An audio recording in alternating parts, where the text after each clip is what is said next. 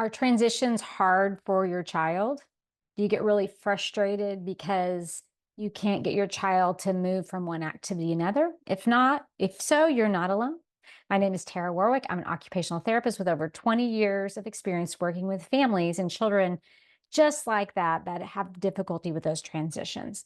So here's some things to think about. I'm going to give you 5 different tips to use to help your child with the transitions. Hey, the first thing, and this can be the hardest thing for us sometimes as parents, is to reframe how we're thinking about transitions. Okay, so instead of thinking about transitions as though it's something that they're just refusing to do, or that they are just trying to make us mad, or they just want to do what they want to do, instead, think about it as a skill deficit. Think about this is something that's really hard for them. This is something that they haven't learned how to do yet. This is something I need to teach them instead of just thinking about this is something they're just trying to do to get under my skin. Okay, so that's the first thing is just reframing how we're thinking about transition. Just like you would teach your child to read, to spell, to math, think about these transitions as a skill. I need to think about teaching them transitions instead of just getting upset when they don't transition when we want to. Okay, so that's the first thing is reframing. The second thing is giving them adequate warning. Okay, I know a lot of times when we have children who have trouble transitioning, we try to just surprise them because we're like, okay, we know they're going to get upset, so let's just wait till the very last minute and then just surprise them. Instead, thinking about how can we give them the adequate warning so they're learning to trust us. They're trusting the transitions. They're trusting what we say we're going to do. So maybe start with, I'm going to give you 5 minutes. I'm going to give you 4 minutes, 3 minutes, 2 minutes, 1 minute, whatever it might be. Maybe it's days in advance.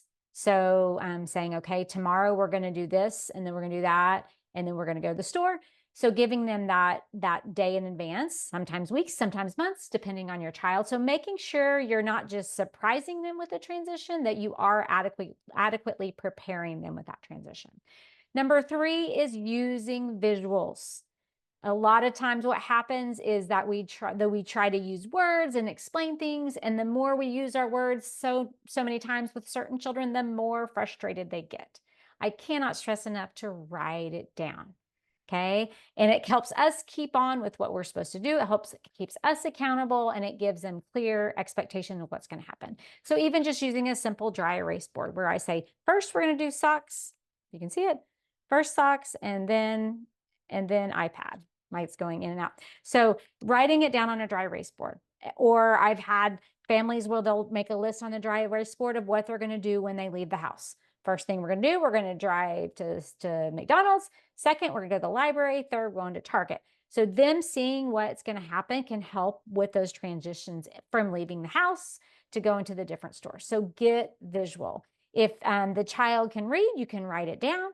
If they can't, once again, use a simple dry erase board to just draw some pictures of what's going to happen. That's number 3. Number 4 is using high motivation.